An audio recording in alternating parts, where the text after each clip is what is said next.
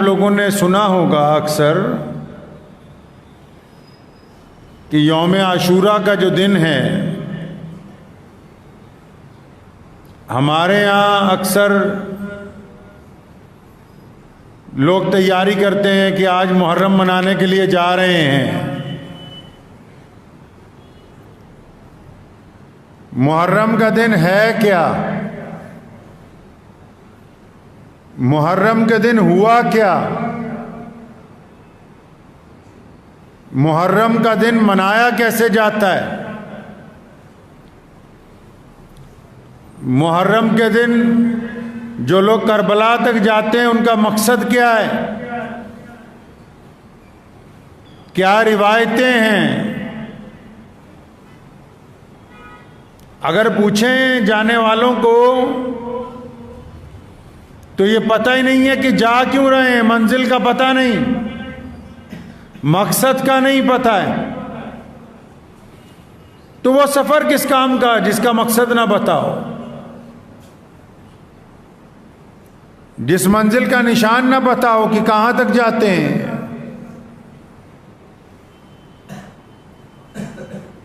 بہت سارے لوگ یہ سمجھتے ہیں کہ محرم والے دن بس جلوس نکال لیا تو کامیاب ہو گئے ہم۔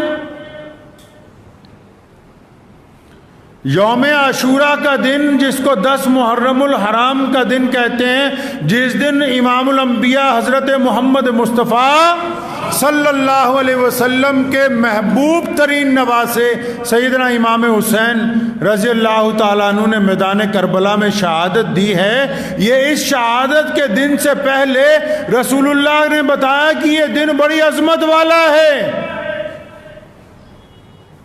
عاشوراء کا دن بڑی عظمت والا، بڑی عزتوں والا، اور پھر اسی دن حضور اکرم صلی اللہ علیہ وسلم کے بعد اسی دن عاشوراء کے دن حضرت امام الانبیاء محمد مصطفیٰ صلی اللہ علیہ وسلم کے نواسے امام حسین کی شہادت نے اس دن کی عظمت کو اور بڑھا دیا۔ شہادت کیوں ہوئی؟ کیا مسئلہ تھا؟ پتہ ہے کسی کو؟ آج کل کچھ لوگ رو رو کے قصہ بیان کرتے ہیں کربلا کا۔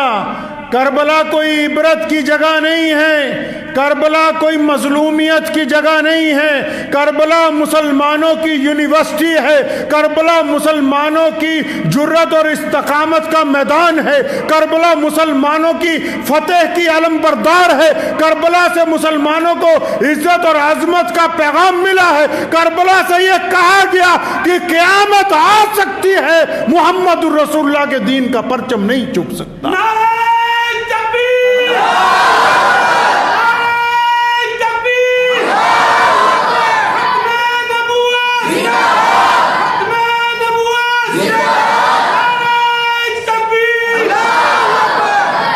کچھ لوگوں نے اس طرح واقعہ بیان کرنا شروع کیا کہ بس اپنے چاندی کے چند سکے بنانے کے لیے، اہل بیت کو مظلوم ثابت کرنے کی کوشش کرتے ہیں۔ اہل بیت سے زیادہ ہمت اور جرت کا علم بردار کون ہو سکتا ہے؟ محمد الرسول اللہ صلی اللہ علیہ وسلم کی اولاد سے زیادہ طاقتور کون ہو سکتا ہے؟ یہ مانتے ہیں کہ ان کے اوپر پانی بند کر دیا، لیکن تاریخ میں یہ لکھا ہے دیوار پر صاف کہ انہوں نے پانی کے چند قطروں کے لیے ظالم کے آگے ہاتھ نہیں پھیلایا۔ ہوا کیا تھا اس دن؟ یوم عاشوراء کو امام حسین رضی اللہ تعالیٰ عنہ کی شہادت والے دن ہوا کیا؟ معاملہ کیا ہے؟ پنگا کس بات پہ ہے؟ لڑائی کیوں ہوئی ہے؟ اختلاف کیا ہے؟ لوگ کہتے ہیں کہ کفر اور اسلام کے بیچ میں کربلا کی جنگ تھی، کفر اور اسلام کے بیچ میں کربلا کی جنگ نہیں تھی، کیونکہ مارنے والے بھی نماز پڑھتے تھے۔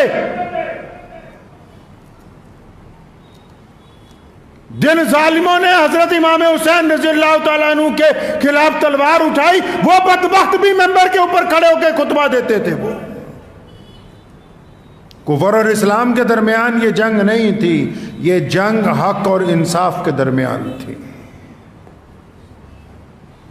اور اگر یہ جنگ نہ لڑی جاتی اور اگر یہ جنگ نہ ہوتی تو قیامت تک دنیا میں غلط رواج پڑ جاتا، غلط روایتیں پڑ جاتی کہ جو مرضی آئے، جتنے مرضی غلط کام کرے تو چپ ہو جاؤ۔ سیدنا امام حسین رضی اللہ تعالیٰ عنہ نے ان روایات کو قائم ہونے سے پہلے ہی توڑ کے زمین میں دفن کر دیا۔ مولا علی کرم اللہ وجہہ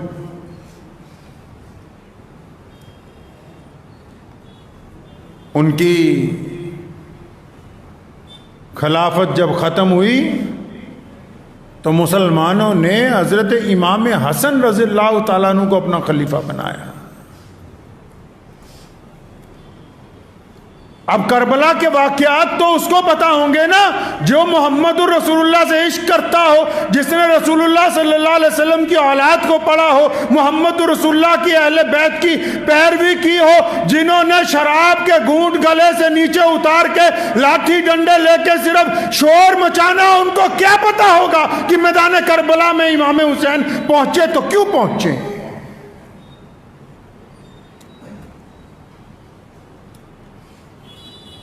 امام حسن رضی اللہ تعالیٰ عنہ کون؟ حضرت امام حسین کے بڑے بھائی،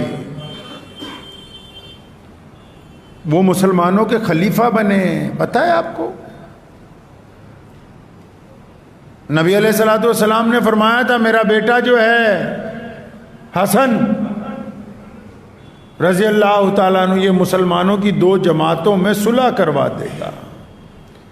جب خلیفہ بنے تو دیکھا بھی مسلمان گروہوں میں بٹے ہوئے ہیں، تو حضرت امام حسن رضی اللہ تعالیٰ عنہ نے، آج کل تو کسی کو کوئی مسجد کی پردھانگی مل جائے نا 10 نمازی توڑوا دے گا، صدارت نہیں چھوڑے گا۔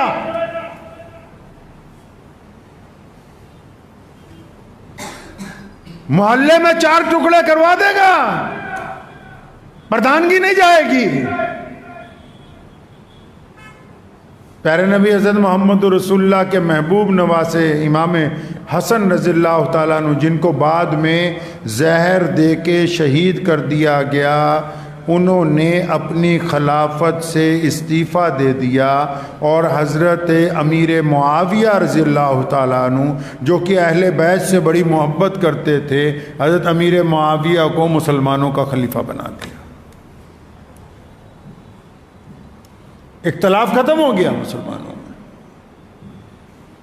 اس کے بہت عرصے بعد جب امیر معاویہ رضی اللہ تعالیٰ عنہ کی خلافت ختم ہونے لگی، انہوں نے یزید کو نصیحت کی کہ تمام صحابہ کے پاس جانا، بالخصوص امام الانبیاء حضرت محمد رسول اللہ کے نواسے امام حسن کے پاس جانا، امام حسین رضی اللہ تعالیٰ عنہ کے پاس جانا، اگر وہ تمہیں قبول کر لیں تو خلافت لینا، اگر وہ تمہیں قبول نہ کریں تو خلیفہ بننے کی کوشش نہیں کرنا۔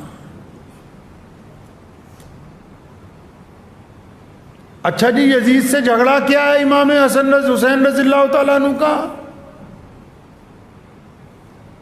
جتنے کربلا مناتے ہیں آج کل، یا جو بڑے ٹھیکیدار بن گئے اب کہ ہم اہل بیت کے ٹھیکیدار ہیں، ان سے پوچھیں ذرا حضرت امام حسین رضی اللہ تعالیٰ عنہ کا یزید سے کیا جھگڑا ہے بھائی؟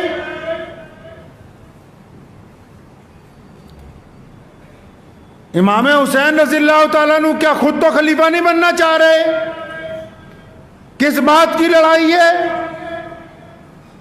جب امیر معاویہ رضی اللہ تعالیٰ عنہ کا وصال ہوا تو یزید نے تخت پر قبضہ کر لیا، چپ چاپ حلف لینا چاہا کہ اہل بیت اگر مجھ پہ حلف لے لیں گے تو پھر سارے مسلمان مجھ سے راضی ہو جائیں۔ تو کس بات کی ناراضگی؟ اس ناراضگی کا تو کسی نے ذکر نہیں کیا۔ کہ نہیں محرم والے دن بڑھیا دیگ بناؤ، قورمہ بناؤ، بریانی بناؤ، زردہ بنا کے بانٹو، لنگر لگاؤ، جلوس نکالو. اور اب تو اللہ معاف فرمائے ٹھیکوں کے اوپر بھیڑ لگی ہوئی ہے کئی جگہ، اور جس کے نام پر نکلے جھگڑا کیا ہے، ناراضگی کیا ہے. یزید کیونکہ غلط طریقے کے ساتھ خلافت کی کرسی پر بیٹھنا چاہتا ہے، یزید کے اعمال کیونکہ محمد رسول اللہ کی شریعت کے مطابق نہیں ہے. اگر یزید کو خلیفہ تسلیم کر لیا جائے تو مسلمانوں میں رواج پڑ جائے گا کہ جو بھی غلط آدمی ہو اگر وہ تخت پر بیٹھنا چاہے تو چپ چاپ اس کو مان لو. سارے بڑے بڑے چودھری ڈر گئے. امام حسین رضی اللہ تعالیٰ عنہ نے فرمایا کہ میں اپنے نانا کے دین کے اندر کسی گنہگار کو دخل اندازی کرنے کی اجازت نہیں دے سکتا. تاریخ اٹھائیے، سفارش کی گئی، حضرت امام حسین کی منت کی ہے پہلے، جو چاہیں دیں گے. حق بات کہنی، حق بات سننی بڑی مشکل ہے. کہا گیا کہ آپ کو جو چاہیے ہم دینے کے لیے تیار ہیں. اگر کہیں کی گورنری چاہیے، کوئی عہدہ چاہیے، مال دولت زر جو چاہیے آپ کو دینے کے لیے تیار ہیں، بس آپ اس خلیفہ کو مان لو. آج بھی تو پوری دنیا میں جو یزید ہیں، جو اس کے طریقے پہ چلتے ہیں، وہ بھی تو بار بار اہل حق کو کہتے ہیں کہ جو چاہیے لے لو اور چپ ہو جاؤ. تو آج کل تو لوگ دکانیں لگائے بیٹھے ہیں. آج کل تو قوم کو بیچنے کے لیے منڈی تیار ہے کہ جس کی دکان بڑھیا ہوگی، جس کے ساتھ زیادہ مولوی ہوں گے، زیادہ لوگ ہوں گے، اس کا بھاؤ اچھا ملے گا. بھائی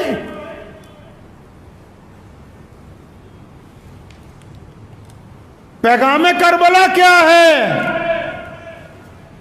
کہ پوری طاقت دشمن نے جھونکی ہے اس بات کے لیے کہ امام حسین رضی اللہ تعالیٰ عنہ کو قائل کر لیا جائے کہ اس غلط حکمران کو مان لو. تو امام رضی اللہ تعالیٰ عنہ نے صاف انکار کر دیا کہ میں کسی قیمت پہ اس کو تسلیم نہیں کروں گا. متعدد صحابہ نے کہا کہ اب آپ کیا کریں گے؟ فرمایا میں مدینہ چھوڑ جاؤں گا، کیونکہ میں نہیں چاہتا کہ میرے نانا کے شہر کے اندر لڑائی ہو. مدینہ منورہ سے اپنے بچوں کو لے کے، اپنے بھائیوں کو لے کے مکے چلے گئے. امام حسین رضی اللہ تعالیٰ عنہ مکہ مکرمہ میں رہے. پوری دنیا سے مسلمان آتے تھے، ملتے تھے. اتنی چٹھیاں آئیں پورے عرب میں سے کہ آپ آئیے اور یزید کو خلافت سے اتار کے خود بیٹھ جائیے. ایک آدھی چٹھی نہیں، 3 اونٹ بھر گئے بوریوں سے، جن کے اوپر وہ خطوط لادے گئے تھے جو پورے کوفے والوں نے لکھے امام حسین رضی اللہ تعالیٰ عنہ کو. مکہ مکرمہ سے مشورہ کیا سب سے، تو اپنے بھائی کو حضرت مسلم بن عقیل کو بھیجا ہے وہاں کوفہ کہ جاؤ جا کے حالات دیکھو. وہ حسین رضی اللہ تعالیٰ عنہ سے پہلے چلے گئے وہاں. تو وہاں جب پہنچے تو لوگوں نے ان کے ہاتھ پر بیعت کی. مسلم بن عقیل کے ہاتھ پر بیعت کی کہ ہم امام حسین کے ساتھ ہیں. انہوں نے چٹھی لکھ دی حضرت امام حسین کو کہ آ جاؤ. ادھر بیعت ہونی شروع ہوئی، ہزاروں لوگ بیعت کرنے لگے. ادھر یزید کو پتہ لگ گیا، اس نے ابن زیاد جیسے بدترین ملعون کو بھیجا. اس نے لوگوں کو ڈرایا، دھمکایا، اور آخر اس حد تک آ گئی نوبت کہ جب مسلم بن عقیل نماز کے لیے کھڑے ہوئے تو کوفے کی جامع مسجد بھری ہوئی تھی. جب سلام پھیرا تو پیچھے کوئی بھی نہیں تھا. ان کو گرفتار کیا گیا، کوفے کے ایک مینار پہ لے جا کے اوپر سے نیچے پھینکا، شہید کر دیا. تو پھر ان کو کوفے میں ٹانگ دیا ان کی جسم کو، تاکہ لوگ جو ہیں خوفزدہ ہو جائیں. امام حسین رضی اللہ تعالیٰ عنہ راستے میں تھے، خبر ملی کہ آپ کے بھائی کو شہید کر دیا ہے؟ تو خبر دینے والے کو پوچھا کیسے، کس حالت میں تھا میرا شہید بھائی؟ فرمایا لٹک رہا تھا اوپر سب سے اونچے مینار پہ لٹکایا ہے۔ فرمایا شہید ہونے کے بعد بھی ہمارا بھائی سر بلند ہے، سرنگو نہیں ہے۔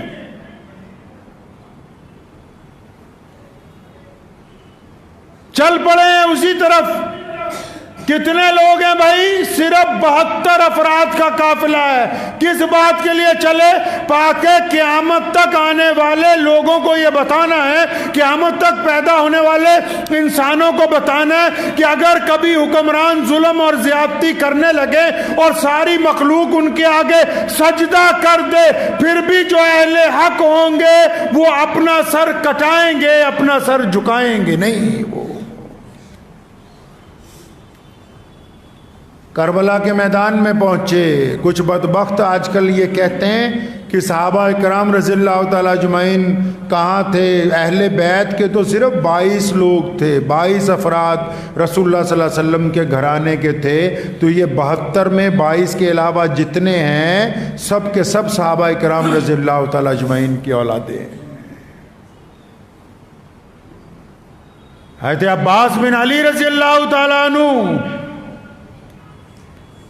جن کی شہادت کو بیان کیا جاتا ہے تو عباس کے بھائی ابو بکر بن علی ان کا ذکر نہیں، کیونکہ مولا علی نے اپنے یار ابو بکر کے نام پر ان کا نام رکھا ہے۔ سیدنا عباس کی شہادت کے ساتھ حضرت عمر بن مولا علی ان کا ذکر نہیں ہوتا، کیونکہ مولا علی نے اپنے دوسرے بیٹے کا نام اپنے یار عمر بن خطاب کے نام کے اوپر رکھا ہے۔ امام حسین رضی اللہ تعالیٰ عنہ کے چوتھے بھائی حضرت عثمان بن علی، 4 بھائی ساتھ میں گئے میدان بدر میں۔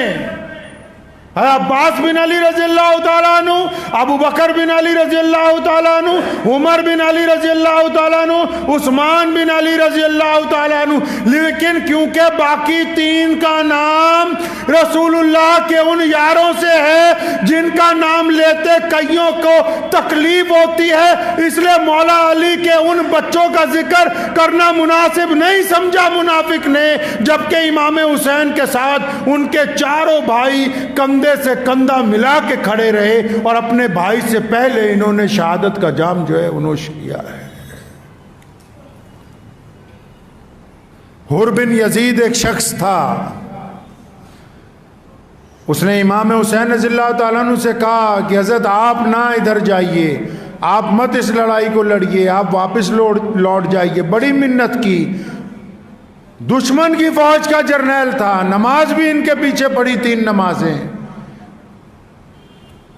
تو جب حر بن یزید کی بات نہیں مانی حضرت امام حسین نے فرمایا بھائی مشورہ تو بہت کر لیا، بی بی زینب سے بھی بات ہوئی، لیکن بات بس وہی ہے جو پہلے دن تھی کہ ہم اپنے نانا کے دین کے اوپر کسی ظالم کو قابض نہیں ہونے دیں گے۔ 72 کا اور 22,000 کا کیا مقابلہ ہے جی؟ ایسا کون سا دنیا میں بندہ ہوگا کہ 72 لوگوں کے لے کے 22,000 فوجیوں کے سامنے کھڑا ہو؟ یہ بتانا چاہتے ہیں کہ وہ مظلوم تھے، مظلوم نہیں۔ کائنات میں بہادری جس گھرانے سے انسانوں کو عطا کی گئی وہ گھرانہ امام حسین شہید رضی اللہ تعالیٰ عنہ کا ہے۔ جب جنگ کی بھٹی بالکل تیار ہو گئی نا، حر بن یزید دشمن کی صفوں میں سے نکل کے امام حسین کے ساتھ آ گئے۔ فرمایا میں آپ کے خلاف نہیں لڑ سکتا، آپ رسول اللہ صلی اللہ علیہ وسلم کے خاندان میں سے ہیں، آپ ان کے نواسے ہیں، میں آپ کے ساتھ لڑوں گا۔ تو اللہ نے اتنی عزت دی کہ پہلی شہادت حر بن یزید کی ہوئی، اور اب جب ہم امام حسین رضی اللہ تعالیٰ عنہ کے روضے پر اگر جائیں تو ان کے روضے پر جانے سے پہلے ان کے قدموں میں جس شخص کا مزار ہے وہ حر بن یزید کا ہے۔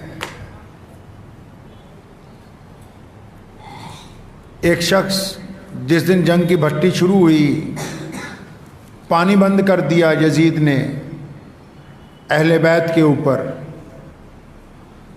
تو جب جنگ شروع ہوئی تو ایک نوجوان بڑے تکڑے جسم کا وہ آگے آیا، تو آگے آگے یہ کہنے لگا چچا پہلے میں دشمن کے ساتھ لڑوں گا.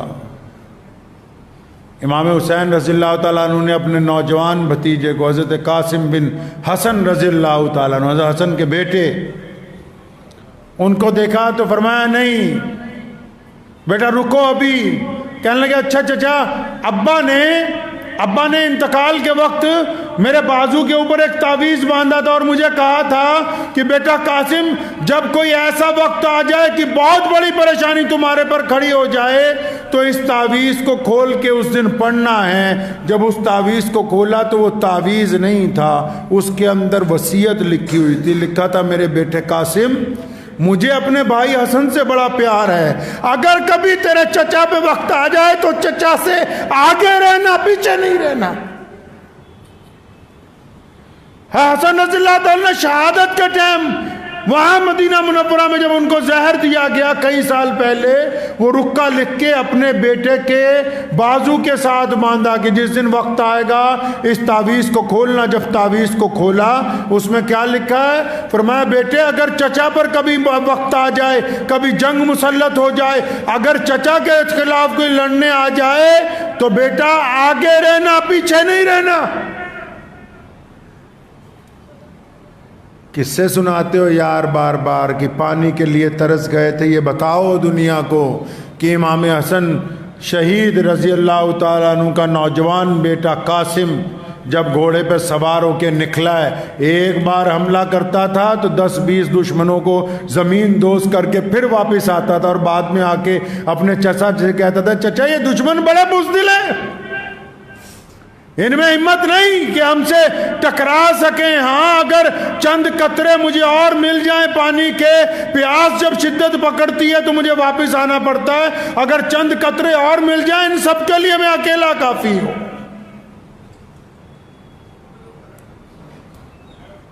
حضرت قاسم بن حسن رضی اللہ تعالیٰ عنہ نے جب بار بار حملہ کیا، شمر نے اور ابن زیاد جیسے ظالموں نے دیکھا کہ اگر اسی طرح حملہ جاری رہا تو ہمارا بڑا نقصان ہوگا، تو ایک ساتھ کئی 100 لوگوں کو بولا کہ اس کے اوپر حملہ کرو. تیر پھینکے گئے تو حضرت قاسم کی گردن میں آ کے ایک تیر لگا. میدان جنگ کے اندر جب گرے تو بی بی زینب دور سے دیکھ رہی تھی. حضرت امام حسین رضی اللہ تعالیٰ عنہ کو فرمایا جاؤ جا کے اپنے بھتیجے کو اٹھا لاؤ. ایسا طاقتور بندہ، ایسی ہمت اور جرت کا علم بردار کائنات میں کوئی ہے تو بتاؤ.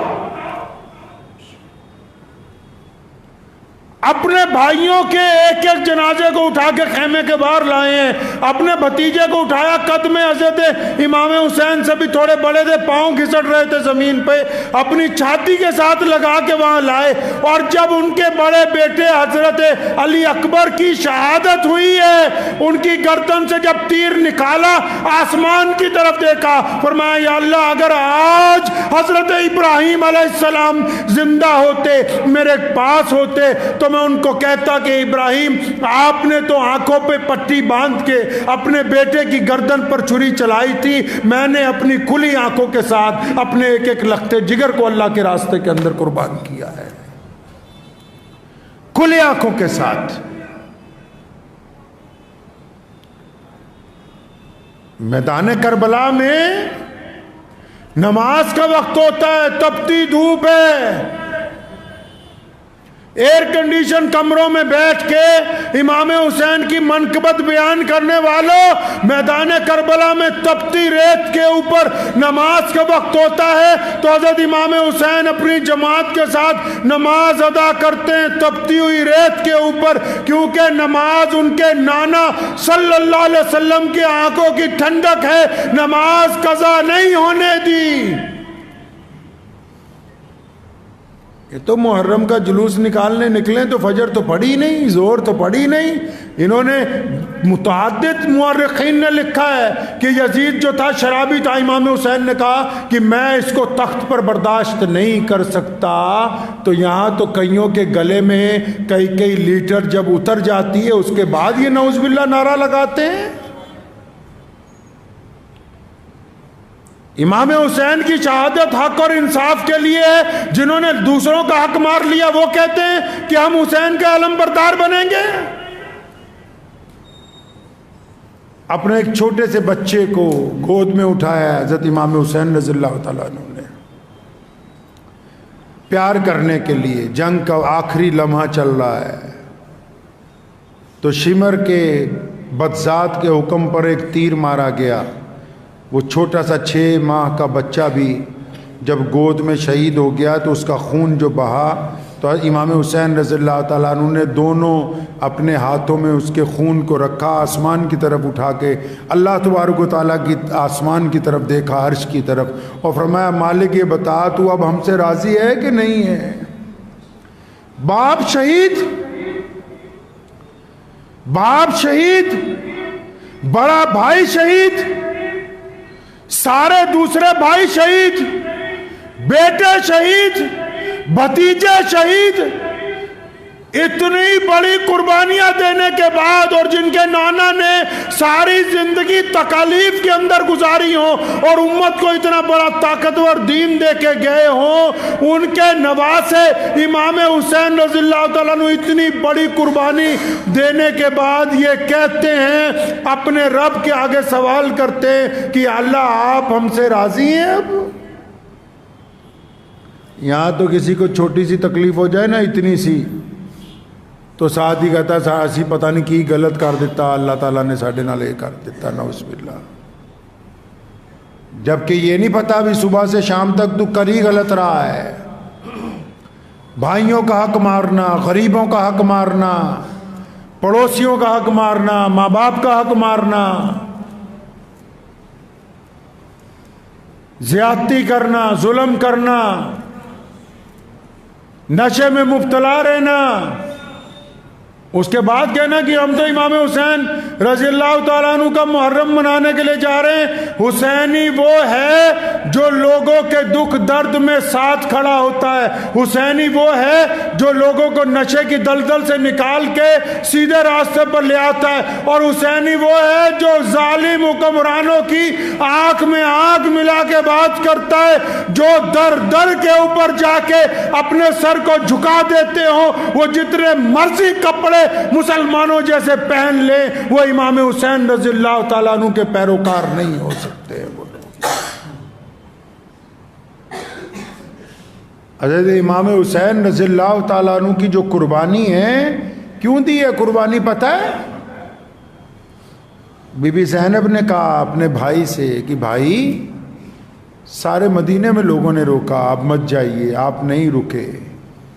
بھائی مکے میں ہم لوگ رہے, لوگوں نے روکا, آپ مت جائیے, آپ نہیں رکے. اب کربلا کے میدان میں پہنچ گئے, سامنے دشمن کھڑا ہے, آپ نے کیوں سب کا مشورہ نہیں مانا؟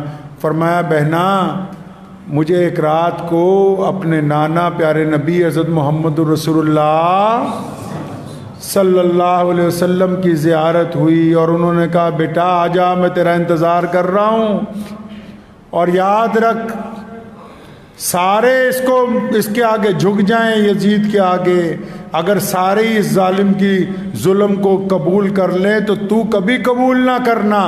بیٹا تیری قربانی قیامت تک مثال بنے گی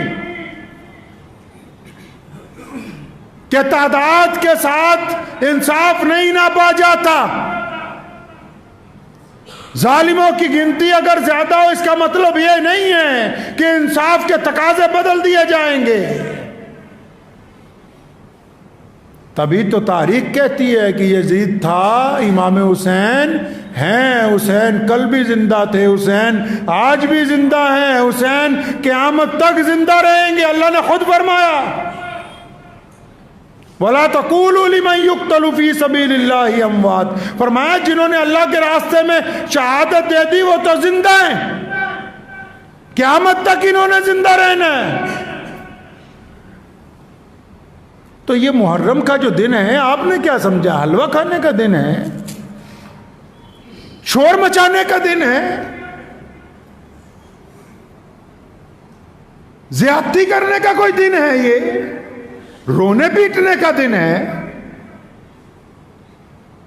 یوم عاشورہ کا دن میں نے آپ کو پہلے کہا کہ پہلے ہی بڑی عزتوں والا تھا کہ اس دن دنیا بنائی گئی، اللہ تعالیٰ نے اس دن کے اوپر سب کچھ قائم فرمایا، لیکن عزت اس کی اور اس لیے بڑھ گئی کہ اسی دن سیدنا امام حسین رضی اللہ تعالیٰ عنہ کی شہادت ہوئی ہے۔ تو یہ دن کیوں بنا؟ یہ دن اس لیے بنا کہ بزدلوں کو یہ بتا دیں کہ دنیا میں تذکرہ صرف بہادروں کا ہوتا ہے۔ یہ دن اس لیے بنا کہ ظالموں کو بتا دے کہ ظلم کی طاقت کے آگے حق ماننے والے لوگ قیامت تک کھڑے رہیں گے، ظلم کو تسلیم نہیں کریں گے۔ یہ دن اس لیے بنا ہے کہ جھوٹ کی جتنی مرضی طاقت بن جائے لیکن آواز صرف کائنات میں سچائی کی سنائی دے گی۔ یہ دن اس لیے بنا ہے کہ تخت پر بیٹھنے کے بعد حکومت خواہ کچھ کہتی رہے لیکن انصاف کے لیے بولنے والے لوگوں کی صدا قیامت تک سنائی دیتی رہے گی۔ یہ دن اس لیے بنا تاکہ لوگوں کو یہ بتایا جا سکے کہ جب بھائی کھڑے ہو کے قربانی دیتے ہیں تو کندھے سے کندھا ملا کے اپنی جان نچھاور کرتے ہیں۔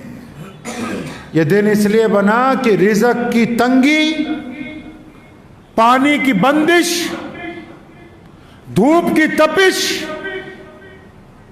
فوجوں کا اجتماع اہل حق کے حوصلوں کو نہیں توڑ سکتا۔ یہ دن اس لیے قیامت تک کے لوگوں کے لیے مثال بنا۔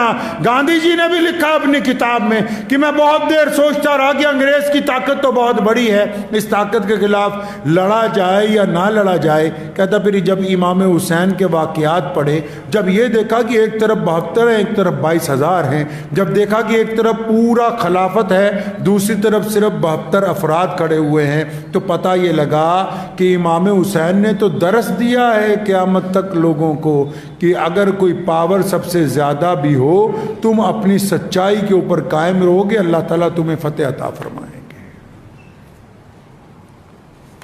تو اس لیے یاد رکھیں، جن لوگوں کو محرم منانا ہے نا بھائی، جن لوگوں کو شوق ہے محرم منانے کا،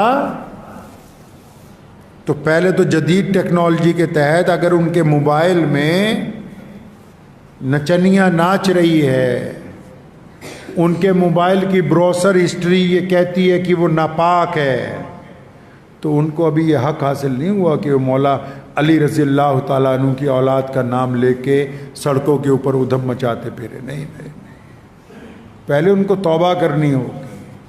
میں ایک بات کہا کرتا ہوں اکثر، میں کہا اجمیر شریف جانا کوئی بری بات نہیں ہے، لوگ کی بڑے فتوے لاتے رہتے ایک دوسرے نو، ہم فتووں والے مولوی نہیں۔ میں نے کہا کہ جائیے شوق سے، لیکن وہاں سے لوٹ کے آنے کے بعد بھی ٹھگی مارتے ہو، جھوٹ بولتے ہو، تو پہلے اللہ اور اس کے رسول کے مجرم تھے، اب خواجہ معین الدین چشتی کے بھی مجرم ہو۔ لگاؤ نا نعرہ زور سے، کون کہتا ہے نہ لگاؤ؟ علی جس کے مولا نہیں ہے پھر اس کا کوئی مولا نہیں۔ محمد رسول اللہ نے خود فرمایا جس کا میں مولا ہوں علی بھی اس کے مولا ہے۔ کون کہتا ہے کہ نہ نعرہ لگاؤ امام حسین رضی اللہ تعالیٰ عنہ کی شہادت کا؟ لیکن نعرہ لگانے سے پہلے اپنے دل کو پاک کرو، کیونکہ یہ ذکر اہل بیت ہے، یہ شرابیوں کے منہ پر نہیں آ سکتا۔ یہ سیدہ آمنہ کے بیٹوں کا تذکرہ ہے، یہ ناچ کے نہیں بیان کیا جا سکتا۔ میدان کربلا کی شجاعت کی داستان ہے، یہ چاندی کے چند سکوں کی خاطر فروخت نہیں کی جا سکتی۔ جو آج بھی ظلم کے سامنے سرنگوں ہیں، وہ خواہ جتنا مرضی تماشا کر لے، قیامت والے دن سیدنا امام حسین رضی اللہ تعالیٰ عنہ کے نانا شفاعت انہی کی کریں گے جنہوں نے امام حسین کی روایت پہ عمل کیا ہوگا۔ جو حسین کی روایت پہ عمل نہیں کرتے وہ جنت کے حقدار نہیں ہو سکتے۔ تو بس ان دنوں کے اندر کوشش کیجئے کہ اپنے آپ کو اچھا بنانا ہے، اپنے کردار کو اچھا بنانا ہے، ظالم کا ساتھ نہیں دینا، چاہے ظلم کہیں ہو رہا ہو، گھر میں ہو رہا ہو، पंचायत में हो रहा हो, पड़ोसी के साथ हो रहा हो, मोहल्ले में हो रहा हो, शहर में हो रहा हो, जुल्म का साथ नहीं देना है।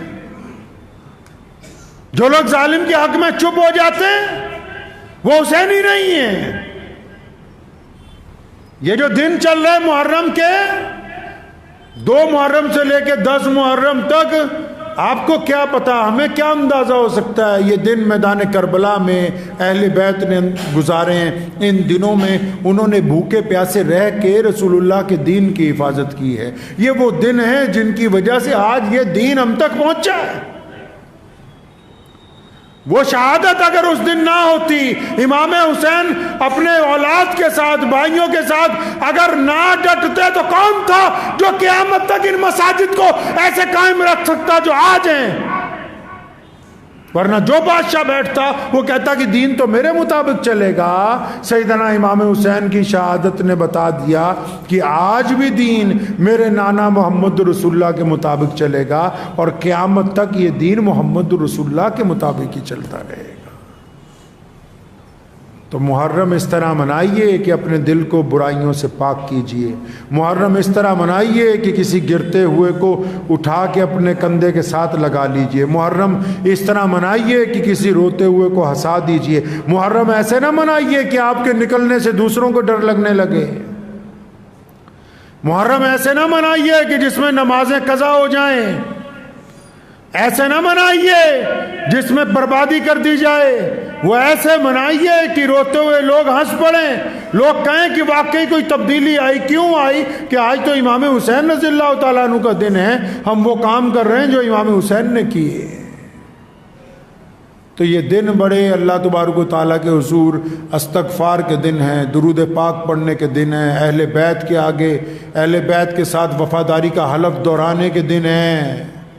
और अब वफ़ादारी का अहद जो है ना वो दिल से दोहराया जाता है, वरना जिन बदबख्तों ने, जिन जहन्नमियों ने इमाम हुसैन रज़ियल्लाहु ताला अन्हु को शहीद किया और उनकी औलाद को शहीद किया, हज़रात सहाबा किराम की औलादों को शहीद किया, वो भी बदबख्त नमाज के अंदर दुरूद शरीफ पढ़ते थे। जब तक दिल मुसलमान ना हो जाए तब तक बात नहीं बनती। तो मुहर्रम मनाएं इसके पूरे जाहो जलाल के साथ। मुहर्रम मनाइए जो इसकी रिवायतें हैं उसके साथ। मुहर्रम मनाएं जुल्म के खिलाफ सच्चाई का परचम बुलंद करके। मुहर्रम मनाइए किसी मजलूम का साथ देके। मुहर्रम मनाइए किसी दुखी दिल को खुश करके। मुहर्रम मनाइए किसी नाराजगियों को दूर करके। मुहर्रम मनाइए वीरान मस्जिदों को आबाद करके। आप जब इस तरीके से मुहर्रम मनाएंगे तो अल्लाह तबारक व तआला की मदद जो है वो आपके साथ आ जाएगी। दुआ कीजिए अल्लाह ताला मुझे भी और आप सबको इन बातों पे अमल की तौफीक अता फरमाए। व आखिर दावाना अनिल हम्दुलिल्लाहि रब्बिल आलमीन।